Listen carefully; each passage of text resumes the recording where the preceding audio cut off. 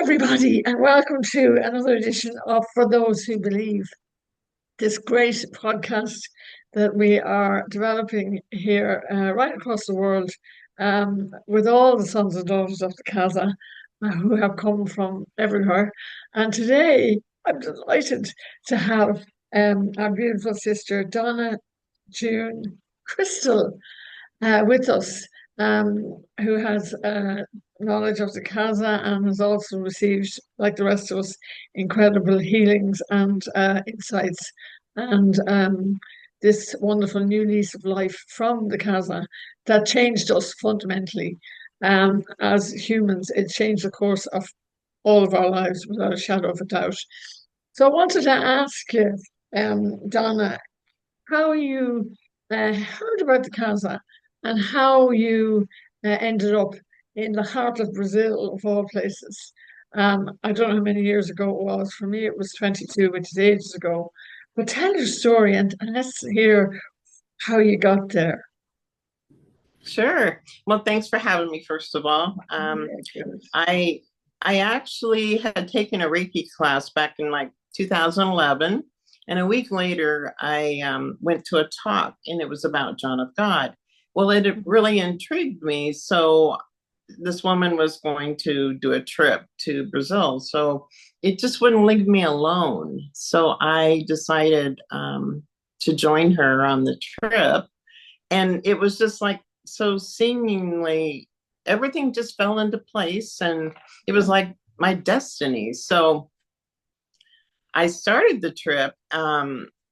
Actually, I had worked for an airline for 18 years, so I was going to like use my benefits. So I went through Atlanta, and I got stuck in Atlanta for 3 days because of weight and balance issues. And I was kind of like being bummed because I'd paid for this trip. So I had talked to my sister, and she encouraged me just to keep going. So what I'd done is I decided to reroute myself. So I went and I left Atlanta, and I was going to go through Miami. But that morning, I was getting up, or hadn't gotten up yet, and my bed started shaking, and I was like, that was interesting. And the next thing I knew, Wow. yeah, the next thing I knew, the Yes. maid to my room, and I thought, well, somebody wants me up. So I got up, I got in the shower, and in my mind's eye, I saw that I should put my white clothes on. And I kind of fought that for a little bit, but I decided, okay, I'll wear my white clothes.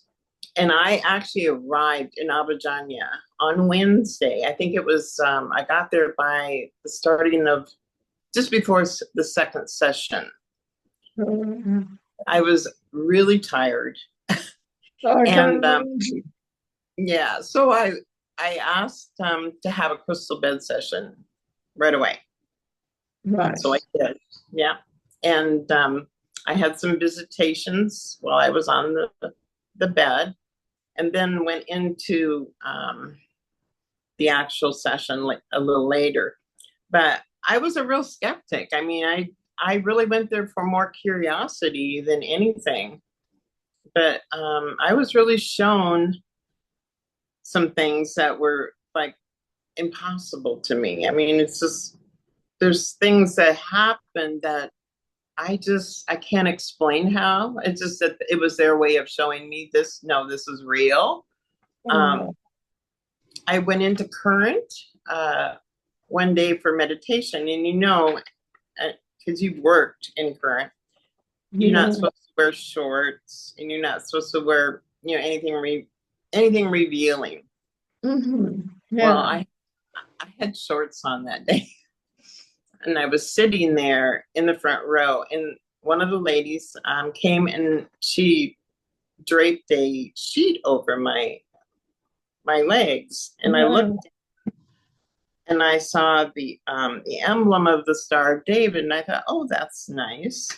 So after the session was over, I looked back down at the sheet to take it off, and that emblem had disappeared.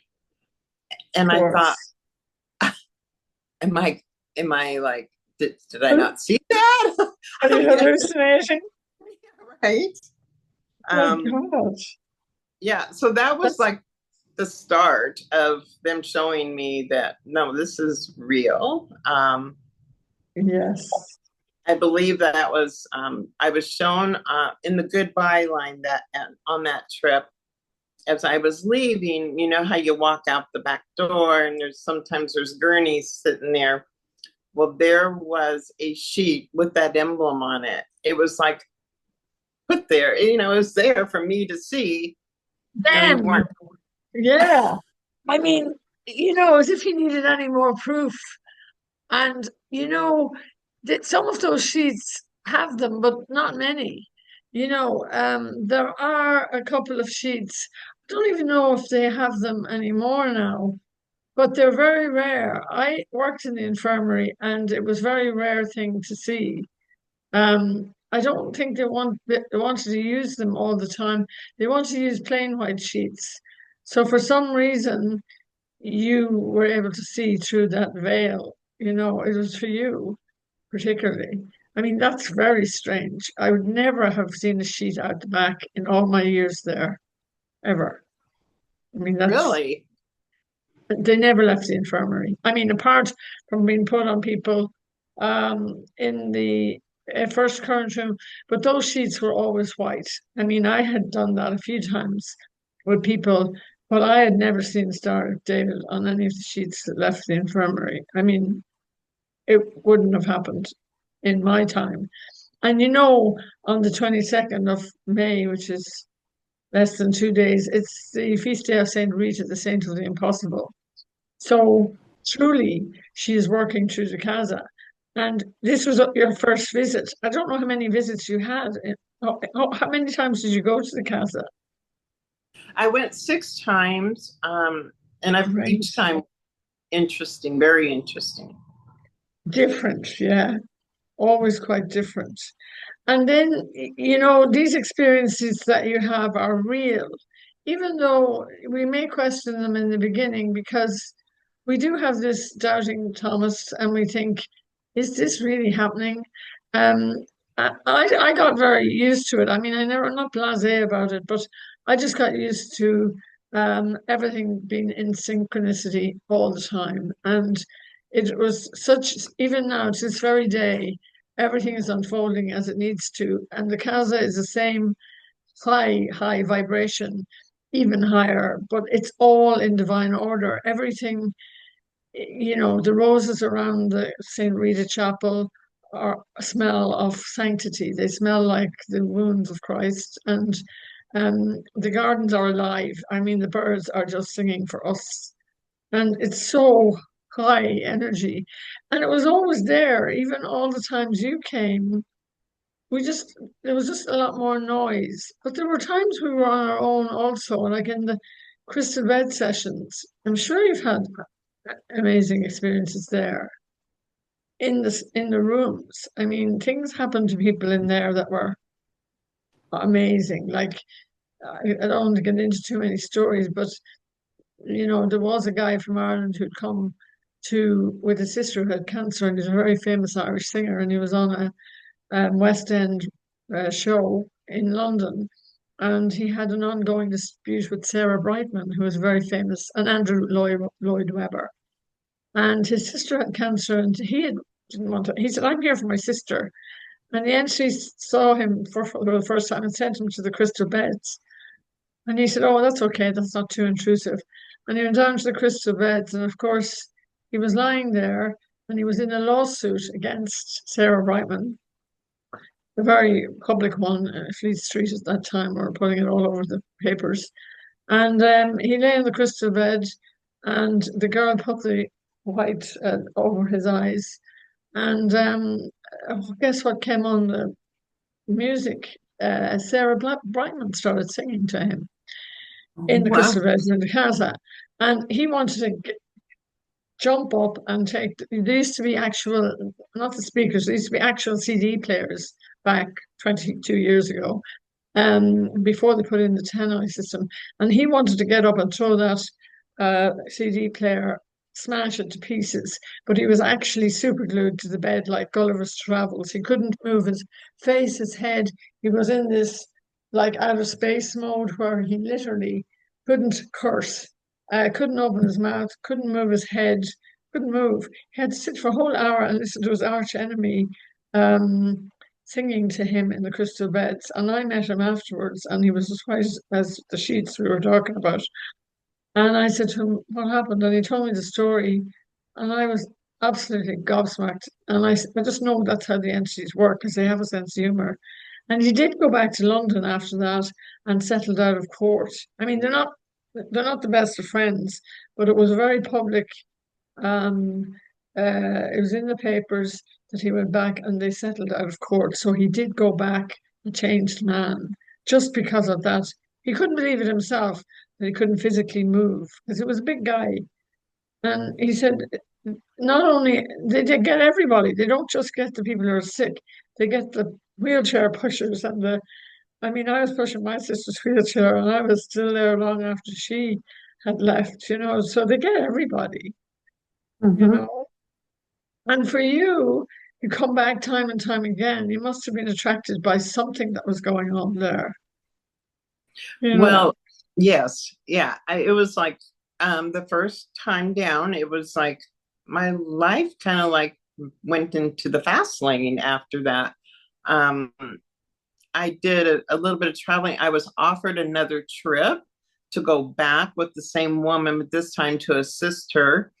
And even even the before the trips, I would have like weird things happening to me, either visited in the middle of the night, or I had one time my ring was found, a ring that I bought in Brazil was on my finger. Quite, it wasn't a nice tight fit. Well, it was in my bed when I got up, and I had something very interesting happen to me. I think it was my second trip down. We went and I met this woman who what did trips to Egypt, and I'd always wanted to go to Egypt. Well, happened that she invited me to go to Egypt and help her with her trip in Egypt. So I went, and when I arrived, she had a group of, I don't know, 15 people or so, maybe I think 14 participants. But one of the girls said, "Don't you remember me?" And I said, "No. Where would I know you from?" And she said, "Well, you were in my class." And I said, That's not possible because I live in the United States and you're in England." And so she thought about it for a few days, and then she come back and she goes, "I know where I know you from." And I said, "Oh yeah, where's that?" And she said, "Brazil." And I said, "Oh really? When were you there?" And she said, "January of this year." And I said, "That's when I was there. When did you leave?" She said, "I left around the 8th of January." I said, "That's impossible because I didn't arrive till the 13th of January." Wow. I knew at that point that the entities had arranged the whole thing. Exactly. And that then there is no time and space and no borders, no boundaries. It's all linear time. It's not even there's a warp, That's fascinating. And I had heard that before, that people's dates were mixed up and I heard so many people saying that's impossible. And you just said it again. Mhm. But everything is possible because I was doing the same. I was running out from the cafe and hugging people and saying, "Welcome back, welcome back." And people were like astounded because I said, "She's a very friendly girl altogether. This is my first time here." And I used to just brush it off. But I know I had seen them before. And it's usually in dreams that people come to me and then I see them, But this never happened to me before I went to Brazil. I was crazy, batshit crazy before I went to Brazil. I was in the entertainment business. I wasn't interested at all in spirituality, or I thought this is all woo woo. Are you joking me? There's none of ghosts, spirits. Christianity, praying. Oh my God, I couldn't stand that stuff. So I was regularly um, jumping up and down, saying, "I'm so happy to see you again." And regularly, people were saying to me, "I've never been here before." And then I thought, "Oh, maybe I brought you a picture." And they're like, "No, I never sent my picture down here." So I've run out of excuses. So you're right. You can't explain the inexplicable or even try to make sense of what the spirit mysteries are, because there's definitely something huge happening on the planet right now. And in Abidjania, it's a portal. There's lots of portals on the planet, but particularly in Abidjania because we were all drawn there, one big family. We knew each other from other past lives. Obviously, we are connected on many levels. And I really feel that it was a seeding, that we went out into the world, we brought our triangles, our crystals, our crystal beds, we brought stuff from the casa and we started working in the world in the name of God, whoever God we perceive God to be. It didn't matter what creed, color, religion we were doing the work in love and service for the greater glory of the Creator, which is what Dom Ignacio's words are. And that's what I firmly believe we're really here to do now more than ever, because the planet has gone a little bit upside down, to say the least. Um, and these synchronicities at the Casa, like as you were saying, you know, there are no coincidences and no accidents. So your time there, it really was fruitful, because now we're talking, and we wouldn't have been talking had John of God not said yes to his mission. So for that, we're eternally grateful, and brought us together like a cosmic soup, really. And we all had that common thread running through us. We wanted to be healed and we wanted to help others. And your name alone, I mean, Crystal, the Abidjan is on one of the biggest crystal plateaus in the world.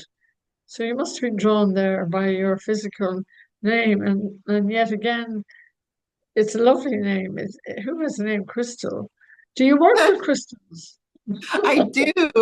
I mean, I've always loved crystals, but that actually has kind of it has a funny story to it, because before ever even having John of God come into my vocabulary, I had been married previously. I didn't like my last name, and so I wondered, I'm going to change it. I don't know what I'm changing it to, but I had actually decided, like, Spirit actually give me a name, and Crystal was it, and I was just like, oh yeah. When I saw it, I'm like, yeah, that's it.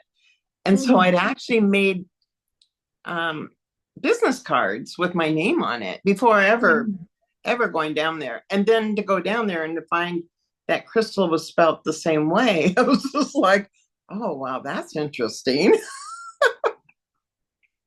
Oh, there you go. Where there was crystals. I mean, literally, the waterfall is running through crystals, the water of the waterfall. Um, the crystals that are sold there are magnetic. I mean, they're incredible. And there's crystal clear water, and the water was actually called agua crystallina. I have a bottle of it upstairs.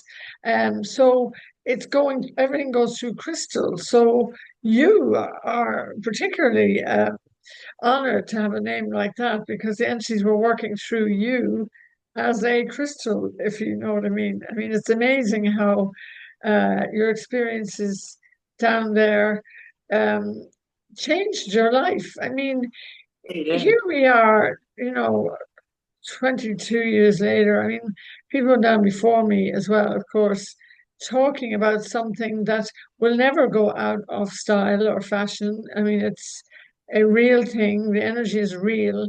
And if anything, it's multiplying to the point of the purity of a higher dimension. It's vibrating on such a high level now that almost the manifestations that are happening are almost instantaneous. I mean, I've been sending down prayers, and when I was down there last week, People were just sending me names. I would just put a name on a piece of paper. I didn't even have time to print off pictures sometimes. And it was instant, like within a matter of hours by the time I got back to my computer, people were sending me messages saying, well, my prayers have been answered, or something has shifted, or this has happened. So I know you've been at the triangle. And before, I guess the internet has helped a lot because when I went to Aberdeen first, there was no telephones or anything really, or cell phones. So I guess it was just a delayed reaction. But now because we're so connected, we can talk to each other right across the miles, which is beautiful. I'm loving talking to you. This is like an instant download of energy that um, everything is happening in right now. It's happening now, this in the minute. We're also surrounded by entities. I mean, I have no doubt that we're not alone. I mean, I feel the presence of them. I know they're with us. I know they're guiding this work, and I know that in Abidjan, there just seems to be more of them to go around now. I mean, there's so many people working, or spirits working on the other side, and all prayers are answered in whatever form they need to be.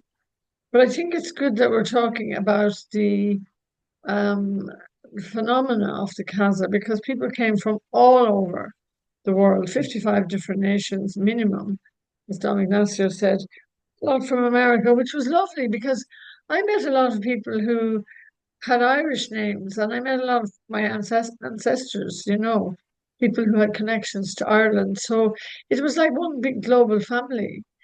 And us all going down there, sitting in that room for 5 or 6 hours at a time, which was a long time. But we did the work, we really, uh, we were open to receive and we did receive. Did you have many interventions when you were there? I volunteer. I never. Every time I go through the line, he'd just give me herbs. So, um, Oh, I I didn't have any interventions until I volunteered for one. Well, one other one I would say, I wanted to be a surrogate for a friend that had cancer, and I mean, I really wanted to do this for her, and I went to one of the translators and asked him, how do I go about this? And he got all upset with me and said, the entities want them to come here, and you can't just do that. So I did learn a lot from mhm. just being down there. So what I did is I got in line and I had her picture with me and I kind of just, set that aside. And in my mind, I just kept asking, please let me be a surrogate for her. And Mm. when I got up to the front of the line, he looked me up and down and then he gives a piece of paper and the guy says surgery in the morning. I'm like, what? Yeah. So I went in and I did a surrogate surgery for her, and that was my second trip down. But I Oh, also volunteered for an intervention, and I had some really interesting things happen there. Um, I was just like, they came and give me a lot of information and things after the surgery we went to when we were able to go back down to the waterfall. I had a huge mofo butterfly buzzed my head, huge. I mean, it was like a bird flew by. amazing. Yeah, it was like, what was that? So, Birds. They're yeah, huge.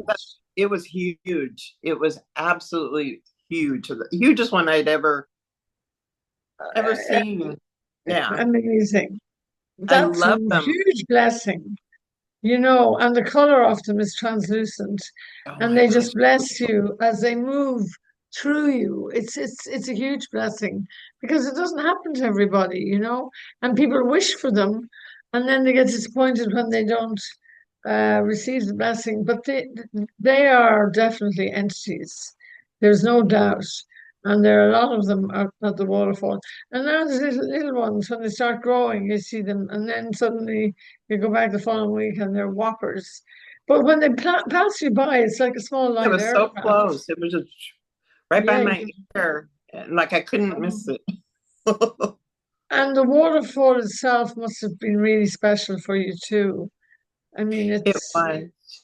there's something huge happening at the waterfall, because I remember out of the blue, the entity said to me, "You all think you're going down there for recreational purposes." You know, he was in one of his moods. I think it was St. Francis Xavier, you know, who didn't take any guff from anybody. And he said, um, it's what you cannot see down there with your physical eyes that is the most important.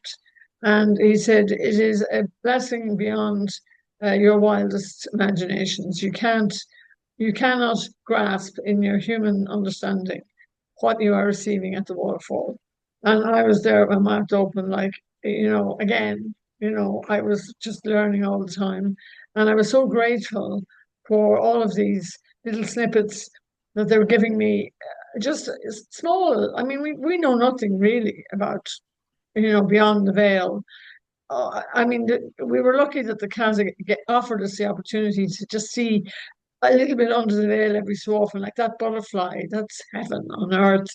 And I did experience some God moments that were just phenomenal. But when they lifted the veil a little bit, you were like, oh, I want to go there now. But when they did that, it was so special, but very hard to explain to people who thought, what are you doing in Brazil, or what's going on out there? And then just these little snippets all added up, and suddenly a picture started emerging, and a big jigsaw puzzle was coming back together. I mean, we'll never learn all the mysteries in this lifetime. I'd have to come back again. No, but I'm enjoying the planet. I really am, and we're living in very exciting times and great opportunities to love each other, which is what we're here for. And that's why I'm excited really about the world, because um it looks like chaos, but it isn't really. There's so much peace beyond all understanding flowing underneath, and there's an opportunity for us to seek that peace and bring that peace to people. I mean, I'm not going to go out to the war zones and suddenly become a superwoman. My heart is breaking for the wars that are happening on the planet, and those that we don't even talk about, or they're not even on the main medias. But and the war that's going on within people. I mean, there's so much suffering now. But I pray, and I know that God answers all prayers, and I know that help me is a prayer, thank you is a prayer. But just to sit in the silence of the local church, I light candles, because there's no point in damning the darkness. Light a candle, and I just sit and I look at the light, and I know that God is there with us. And the Casa brought me that, because 25 years ago I would never go near a church, and I wouldn't even be praying. And there was me in the car to praying to head off. And I was guided to it wasn't me doing the prayers. I was just putting my hand out, and whatever page opened, that was the prayer that was said. I wasn't there flicking through it going, "Oh, I'm going to say this, that, and the other." I never really made a choice. It was made for me. The choices were made for me by God. But I surrendered. It took me a while. I mean, I was here a few years, fighting like la resistance. Like, come on, and seeing physical interventions, because we wanted to see what was going on. You want to see the wounds, show me the wounds like Doubting Thomas, and show me. And I mean, I was getting to the stage where I was nearly showing up when he was pulling tumors out of people's brains, and literally with his bare hands, and it was only water and stuff. I was going, okay, I get it now. I get it.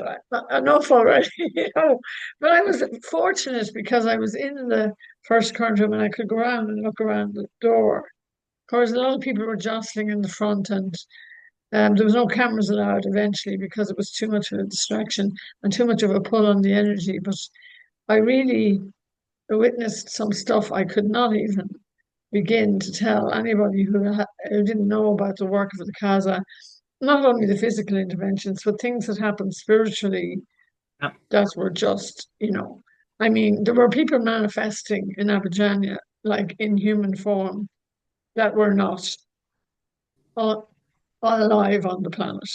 Yeah, And I I, understand. yeah, I mean, I met some people and then they disappeared. And then I would say to somebody, oh, we're so and so. And they're like, who are you talking about? And I said, the guy that was here, that I was talking to the other day. And they're like, well, nobody could remember anybody, like when I'm saying, no, he was flesh and blood. I mean, I was talking to him. So that happened quite a lot. And that's stuff that you can't just go around talking about, in the pub or whatever. I mean, I don't go to pubs anymore much, but um, cured, so I, that was one of the blessings actually, because I was a bit fond of the Guinness now before I went. And I mean, a lot of Irish people would come and go, "We have to give up drink for 40 days, I mean, the sex thing was like 40 days for the first intervention and then, 7 days afterwards. Didn't find that too bad. But alcohol and Irish people, it was like you were taking a limb from them, or a kidney. Um, so I said, oh, well, you have to, give up something. And it is a very heavy energy, and then people would say, oh, can we smoke marijuana? And he was saying, look, you're not getting this at all, are you? You have to be of firm mind and, straight eyes like the Indians, to go to meet your maker. You really need to be on it. You need to be present. You can't be under the influence of some drugs. Um, and then there were people who succumbed to ayahuasca as well, which was sad because that was very heavy, because it was not part of the leave what is to the shamans. I mean, we're not indigenous. It's the indigenous who are really. I mean, I'm not against it as an alternative medicine in microdosing. Now, I believe it helps a lot of people, but there were people coming to Abidjan and they were just being thrown into these huge, massive ayahuasca ceremonies that really were dangerous because they were opening doors they couldn't close. And but it didn't happen that regularly. But also when you go to a foreign country, that's why it was great that there were guides too, because they were helping people to keep them on the right path. I thought it was very lovely way of going to Brazil because you were guided. I mean, I traveled with my sister alone because I had traveled a lot around the world. And I didn't feel I missed out on anything, but I know a lot of people would have needed that group, um, the group energy, and also to keep them on the right path. I mean, I was resisting a few times, but I was put in my place. But I really find that Abidjan will never, there's nothing, it's not going to close, it's always going to be there. The energy is always going to be there. And with the Casa is within us, we can connect with that energy every single day. We can just close our eyes and connect with that. Ho Holding crystals in your hands. I have triangles all over this house and nobody's ever broken into it. I mean, or even listening to a current or lying under a crystal bed, you can go right back into the energy field, at any time and be enriched by it. I don't know if you have a crystal bed or access to one. People I find do. them yeah, they're lovely. I mean, I thought lying under crystals, I didn't understand it in the beginning, but I had such profound experiences in the beginning. They used to take me out of there. I would go out of my body and come back. I didn't know where I was for an hour. And then I would feel invincible. I was so like the waterfall. I never come out of the waterfall saying, oh my God, that was terrible. I'll never do that again. I couldn't wait to go back into it. And even the currents, sitting there for hours on end sometimes felt very like a time warp. It didn't feel exactly like 4 hours, and sometimes it felt like 40 hours.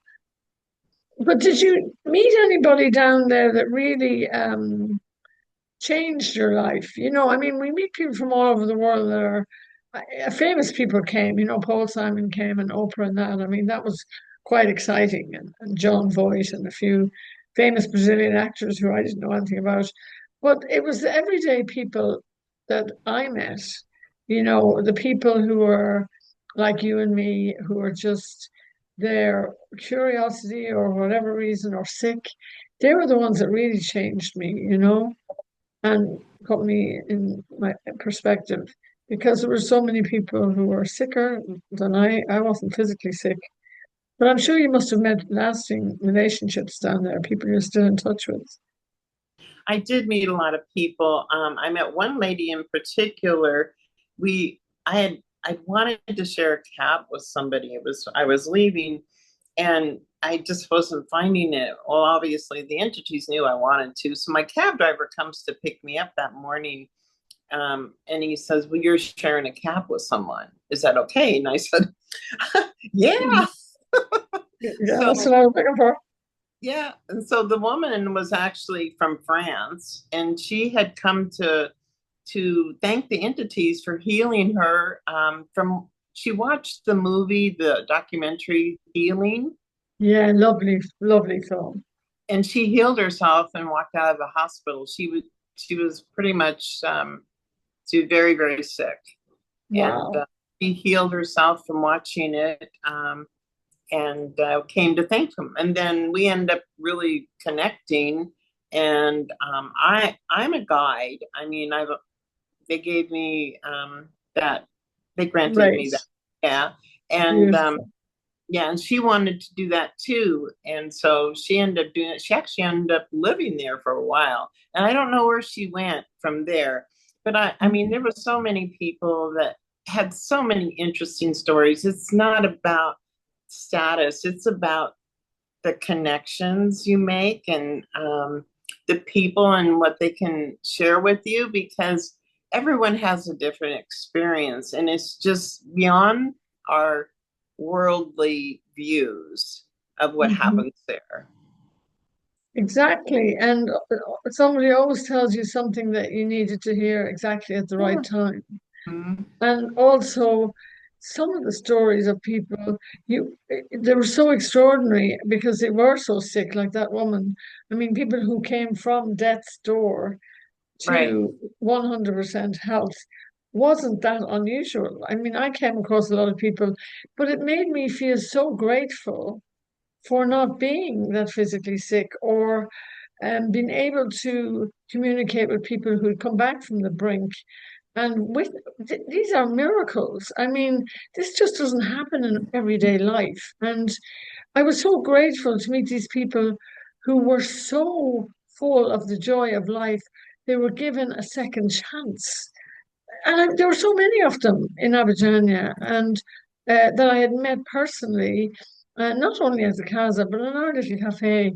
We had the best fun. I mean, there were people coming in there who hadn't laughed for years because they had been so sick and so caught up with their illness. And then I'd come out at the end of the evening with my, you know, halos and wings and just to have fun with people on my wands. I would always give people wishes, like just I was a comedian and stuff, and I just wanted to spread that joy that I really could see people laughing from their hearts, and I think that alone uh, healed people. I mean, through my alegria or my joy that I was given back in Abidjan. I mean, I went to Abidjan in mess. I was like, using a lot of alcohol and drugs and I was really in bad shape. I mean, I had an enlarged liver, but I wasn't deathly ill, but I was given this joy back to entertain people. And in doing that and giving back in that way to people who were recovering or healing, um, made me so happy because then I learned it really is in giving that you receive. And the fun we had was just great. And the entities had a great sense of humor. I mean, those pictures that people were taking, everybody was snapping pictures in the middle of the night or walking down the street at night time, orbs, all of these amazing formations in pictures that I know digital cameras were a new enough thing, but I had brought some to the entity that were taken at the cafe. I'm sure I have them in Brazil, and I was fascinated by why these incredible faces, like round faces, everything was most of them were round, and some of them were chains of rainbows. But a lot of the pictures, and we call them orbs because they were round. And I remember saying to the entity, "What is this?" And he said, "This is the energy of the Casa. This is the energy of the entities that you cannot see, that the physical eye cannot. I mean, I did see some things with my physical eyes, and I'm like, whoa, what was that? Like light, like flashing lights. And I've seen whatever you call them, vessels or whatever. I didn't want to bring the World Weekly News to Abidjan, but I did see things in the sky that I'd never seen before. Yeah, I have a friend that did also. Yeah. And it was on a flight path, or it is still on a flight path, and there's still a lot of seismic activity because they're attracted to the ley lines that are there and the crystal energy. And also the pictures of the rosary. There was a lot of children in these pictures I brought. There was just these links, and they were like lines. And when you blew them up, it was all the rainbow colors. And I remember bringing them to the entity saying, "Oh, the name of God is this, because this isn't round, it's not an orb, what is it?" And he said to me, "That's the energy of the rosary, the Divine Mother, and the Christ consciousness. And I was like, well, that makes sense to me. I mean, my mouth was still on the ground, of course, and my eyes are as big as saucers. But I said, "Oh, okay." So he was saying, "Yes, you're surrounded by this force field that's taking care of you 24/7, and it's attracted to the crystal energy of the casa. Everything is here for your healing. Everybody is being healed on whatever level they need to be healed on, mind, body, and spirit." And he also told me, snippets. Like he didn't tell me all this in one go. This was like an unfolding. He was saying, "Pay attention to your dreams." And I bet you had mad dreams in Abidjan too. I was having these crazy dreams. I mean, I had visitations from people that had passed that had been at the casa. I had dreams where I'd wake up and just like a knowing that you're going back to Brazil, you're going to Abidjan. And I mean, just sometimes it was just a knowing. I remember when I came back from Egypt, I just landed in London and I just felt like I was being pushed forward and that just this whole energy came over me like you're going back to Abidjan. And I'm like, whoa. and I told my friend, I said, I'm going back to Brazil. She goes, what do you mean? I said, I don't know how to explain it, but I know I'm going back to Brazil. And so it was things like that. And I'm telling you, they would come to my room before a trip, before I'd have a trip. I would always have a visitation from them, like in some form, always. And yeah, it was just I always knew. I remember when I had taken and arranged a trip for 3 people, and we were going down, and the entity, well, John of God actually had some medical issues, but I wasn't aware of it. And I didn't know. And when I arrived there, I knew about a week before that he had went through some surgeries or something, and he wasn't at the casa. And I thought, oh, I got to go anyway. I think he's going to be there, right? I arrived, the day I arrived was his first day back at the casa. Oh my God. I know, right? But my people weren't coming yet for I don't know how many days, of 3 or 4 days yet. So I remember the guy saying to me, the one I rented like a room or something, and he said, "You are so lucky. Today's the first day that the entity is back." And I'm like, I'm not lucky. This was prearranged. I know. You know? It's Yeah. like it was already, it was done.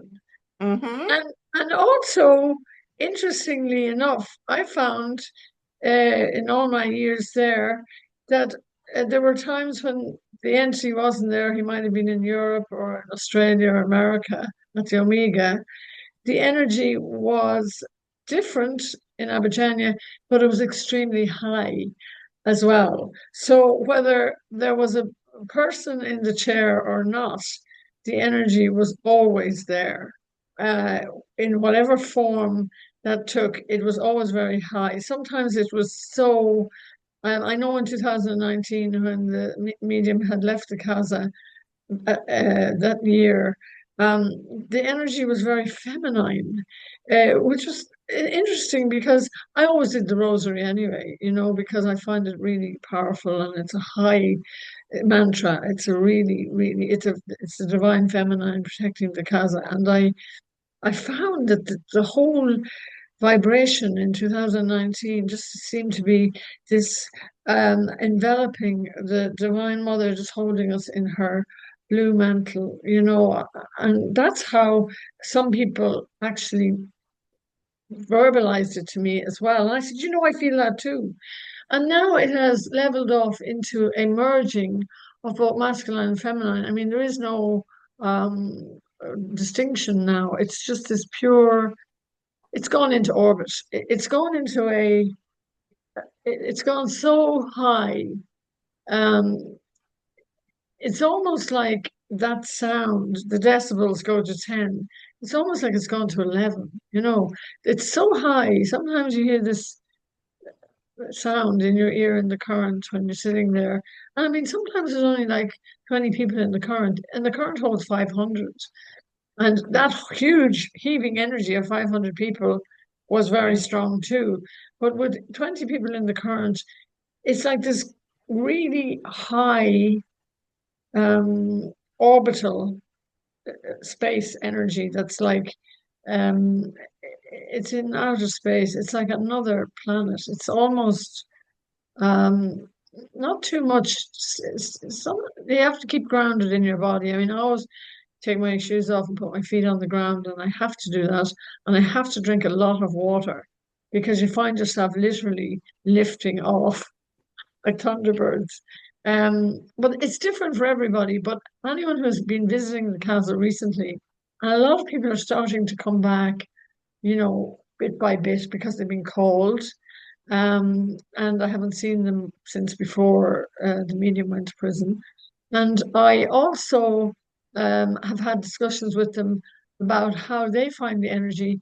And it's very similar to how I feel about the energy. It's gone into another dimension. It's hard to explain, but they are receiving. A lot of the people that are coming back are astonished, really, that it's higher and yet it's quieter. You go down for the soup and it's not this mad clatter of plates and stuff. And you get to actually um, meet people and have deeper conversations with people because there's less people. Or you can be on your own too. You don't have to be part of this big people have more deeper conversations, and Fruities is still open, which is great because that's right in the center of town. So people can just go in and have a coffee there, and it's not this mad, noisy. It's you can hear the birds, you can see the toucans, you can see the monkeys because there are not so many people around. They're actually coming closer to you, so it's quite. Um, it's a very special time to be there now. I personally feel that the Casa doesn't need a medium, but that's only a personal thing. There is another healing center close by that people who feel they need it's about 3 hours from Abidjania. I think they feel the need for a medium and they go there. And that's great too. If you want to go and be physically seen by a medium, there's Brazil is full of mediums. It was just John of God was so famous because of the internet and the Miracle Man book. But yeah, sure, all roads lead to God.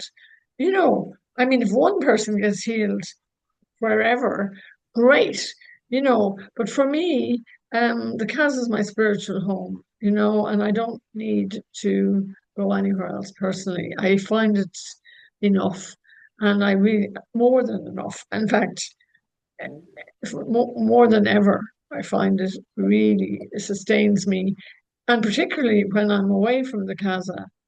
I feel this closeness that I didn't feel when it was full on, Wednesday, Thursday, and Friday. You could feel that there was a lot of people there, and I was only out of Abidjan for 2 weeks at any one time. At that time, I didn't spend extended periods out, but since COVID, I have taken time out. I've done the Camino de Santiago, which I always wanted to do. I walked across Spain, and entities were with me all the way, you know. Awesome. Yeah. Yeah, so I've never disconnected from them. They never leave me, you know, which is something that's it's such a beautiful oh, it's just so safe, I mean, what can possibly harm us? Nothing can harm us. I learned so much at the Casa. I'm still learning, and I'm so grateful that we have been, communicating in this way now and sharing our experiences, because this is important that people know that there are places called the Casa Donna Jane, and that there are energy portals, and that there are people like us out there. I mean, I will serve anybody, I will help anybody who is in need, uh, the best as best I can, I mean, Right. however I can, even by sending their name down to the casa or praying for them or lighting a candle for them or whatever. If I can just help somebody, that's enough. And by doing that, I feel my mission is that alone. I mean, it's simple. It doesn't take big, fireworks and big shows or whatever. And I know that the psychic surgeries were real, and everybody Mm. wanted to witness them because they were so out there. And some people really did need to see them to believe. But I think that's why they were done, actually. And I had seen things like, I mean, the medium's hands going in, bare hands, just water, no anesthetic. I've experienced physical interventions there that I couldn't even speak about them in Ireland because I'd be locked up. Um, That is for very amazing. That's a great opportunity. I mean, it's something that it's always going to last a lifetime with you. And it proves beyond a doubt of, you know, what's possible in this world. God, all things are possible. There is nothing that Right. cannot be overcome. There is That's nothing that is impossible. I mean, it's absolutely nothing. The world is infinite. The universe is infinity. It's God is all powerful, almighty, can do and it's incredible because if anybody told me 25 years ago I'd be talking about God in this way, it's a bit like grow up, put on a straitjacket and throw the key away. Um, I mean, I believe because I've seen, and I also have seen so many healings. And then, people often ask me, and this comes up sometimes, oh, but your friend died or somebody died. And I said, well, we're all going to die. I mean, that's kind of, nobody gets out alive. And right. um, sometimes death is the cure, and to be going out of this world with peace in your heart would be a gift beyond all my highest dreams. I mean, my mother had a beautiful death, and I know people had beautiful deaths, and they prayed for them. So I pray that when my time comes, that I just embrace it with the love of God, because it's just shifting dimensions. We're not going anywhere. That's right. Yeah. And I really, wish that people, I know the Irish are very morbid about death, and well, they have parties and stuff, which is great. But there are people who are like, they're so afraid to, when they get sick. And they're afraid because they need more time, or it's hard. I mean, I do pray for them, especially if they're young and they have family. It's heartbreaking because you can't come with your agenda. I don't have one. You can't come and talk to people who don't understand, but you can pray for them to That's right. find that understanding. So that's the beauty of the entities. You can ask them to go and visit them when they're asleep. I don't need permission to do that, so I really know that they will be taken care of. And I mean, I feel that it's there's going to be a lot of people leaving the planet, for sure. I mean, there has been since the beginning of time, but there is there is a sort of a something is coming, and I feel it. But I don't. I'm ready. I mean, I've been ready for a long time for this, and I'm ever ready. I mean, we're still here. It's 2025. It's kind of like weird that we're still on the planet. But whatever is coming is nothing we can't handle. Um, Scarcity, you know. I mean, if you read the book of Revelations, you'd be like, you'd never sleep.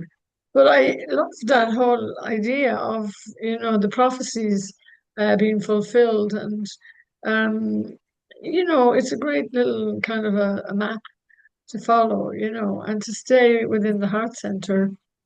I mean, what can possibly hurt you or harm you, or not, it's nothing could possibly go wrong. It's all unfolding beautifully, Yeah. and I really am grateful that we can talk about it on that level, and hopefully whoever's listening to this will be able to connect with that energy and be happy every day. Just be grateful that we can walk, eat. I open my fridge and all this lovely foods come out, and I have my comforts, and I have been threatening to join the gym here just to do. Well, I can walk out. I mean, I'm in a small town. I can walk. My sister couldn't walk. So when I put one step in front of the other, I am grateful. And, Yeah. I don't have bombs raining down on my ears. And, I'm not living in a war zone. And I pray for those brothers and sisters who have to endure this nightmare that's every day. I mean, I know we all went through it sometime in our lives, and it ain't over yet. We could be back on the planet in no time, but certainly our God is merciful and compassionate, and um, will really look after those children that are passing on now. It's tough. But I know that since time immemorial, we find that because of the internet, we see everything on TV. I mean, I don't even watch TV anymore, very Right. rarely. So it has been going on, plagues and, you know, Don Ignacio's time chopping bodies up and sword fighting and wars. So the world hasn't really changed that much.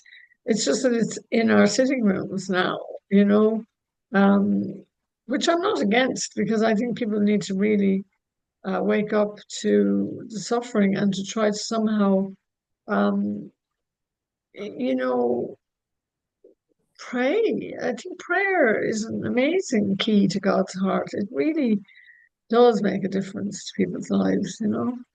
That's how, in my experience anyway, I think that's how I came to be so at peace with the world. And I know that by praying and lighting candles, I am asking God to help people. So that's my job done.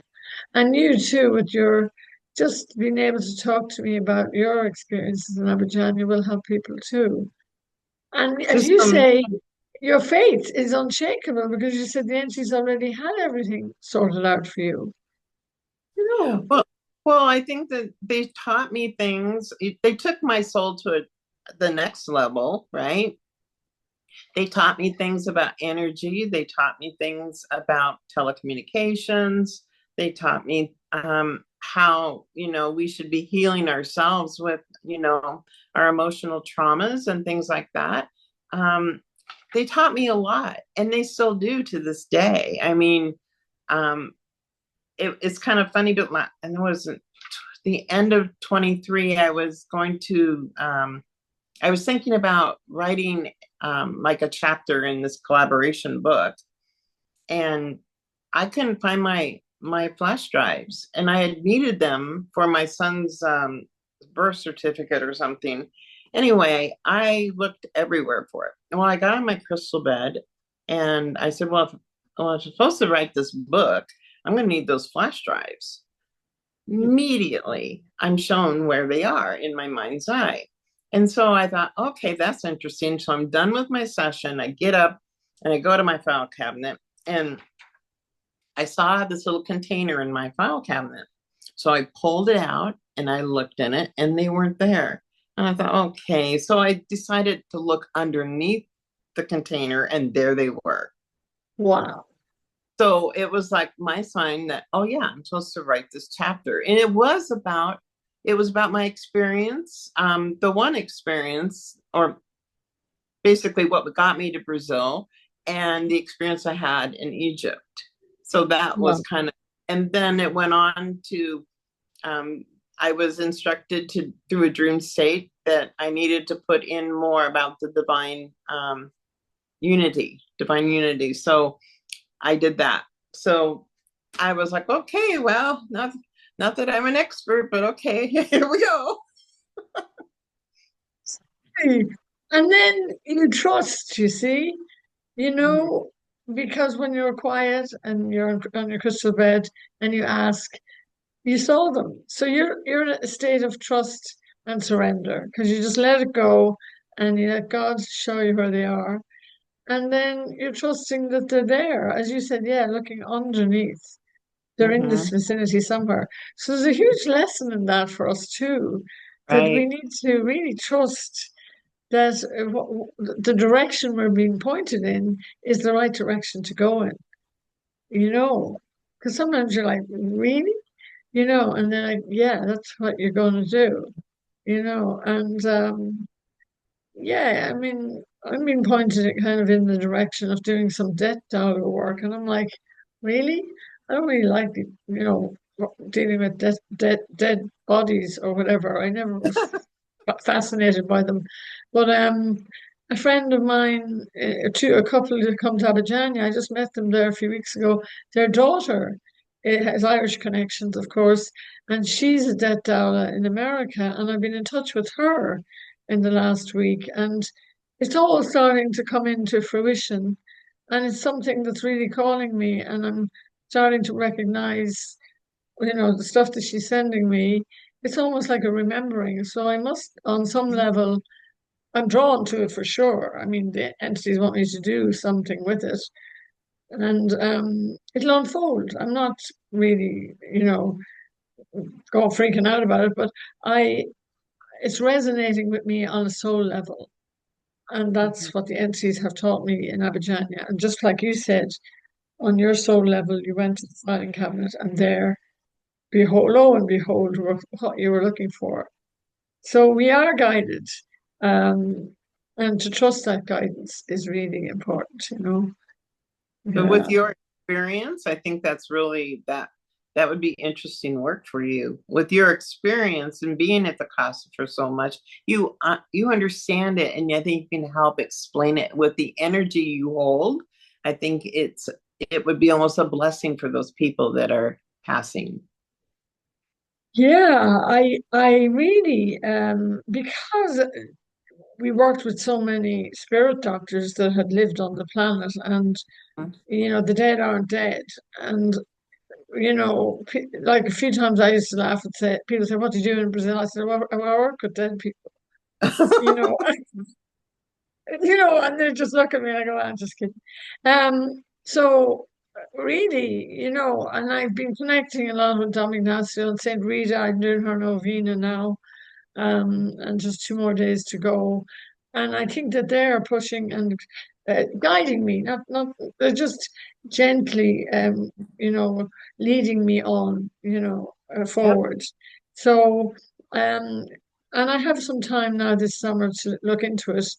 And of course, because it's such a delicate issue, a lot of people have been brought into homes. I mean, people used to die at home in Ireland, and now it's a disconnection, So to actually try to bring people back together in their end days, you know, um, I have a great understanding because my mother had Alzheimer's as well, and my sister was sick with multiple sclerosis, and I have a special needs niece, and she's working on a very high level of consciousness, even though she's special needs, and people think, oh, she doesn't Oh speak. yeah. So, Yeah.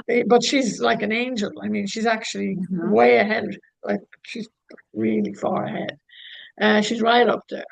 So, anybody on the planet who is um, sick or end of life or whatever, it doesn't matter what age they are or whatever, it's an experience that needs to be really treated with an enormous amount of respect. And it's something I'm very interested in learning about and assisting with, Yeah, I'm not really big on euthanasia because I remember the Entee going crazy when I used to bring a lot of suicides to him, and he used to go crazy. He'd bang the table and he'd say, nobody can go against the will of God. You cannot go against the will of God. Only God can give and take life.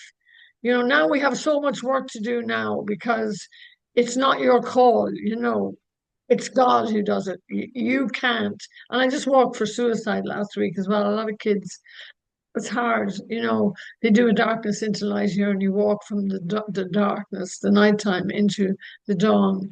And I walk and I pray, and I speak the words of all the people I know who commit suicide. So for me, it's walking prayer, meditation, and it's really powerful. And um, a lot of people do it because a lot of kids are committing suicide now. But I know that you can't tell the family who have lost their child that you cannot go into that sacred space and speak because it's not my call to say. My job is to pray, but you don't suddenly get wings when you take your own life and fly up into heaven, which is a lovely thought. Eventually you do. I mean, God is all compassionate. It's not like you're going to burn the fires of hell like we were told. But the nuns, you're like, "Gee, I don't want to die." So yeah, it's just interesting. It's a really interesting perspective.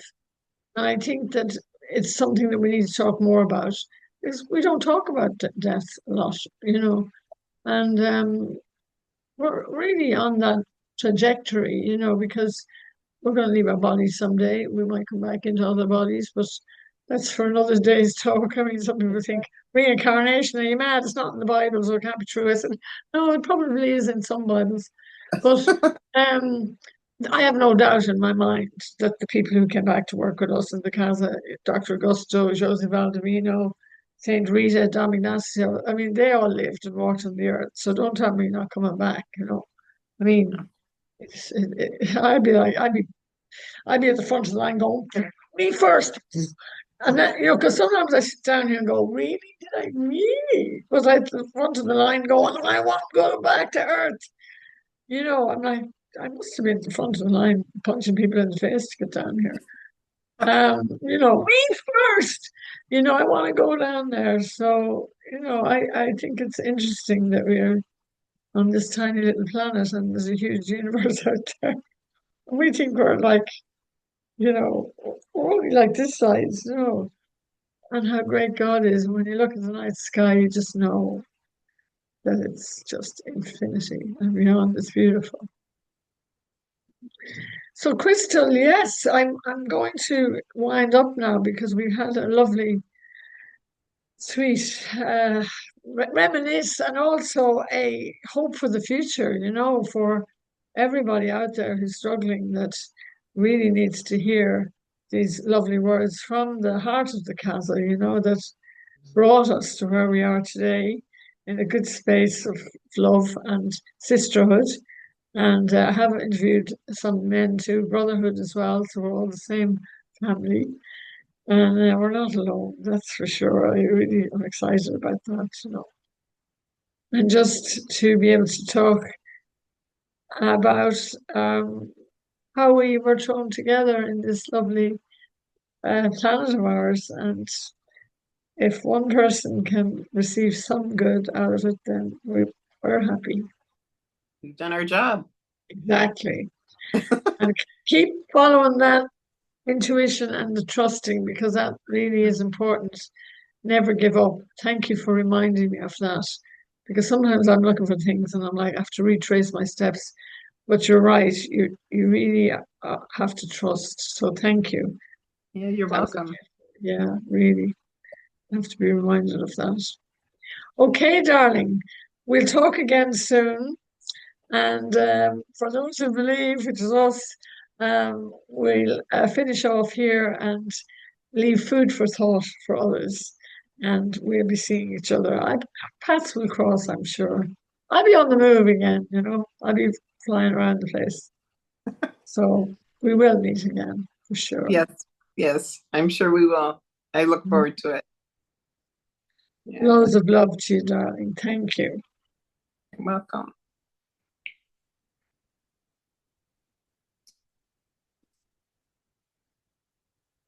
I'm so it's so funny.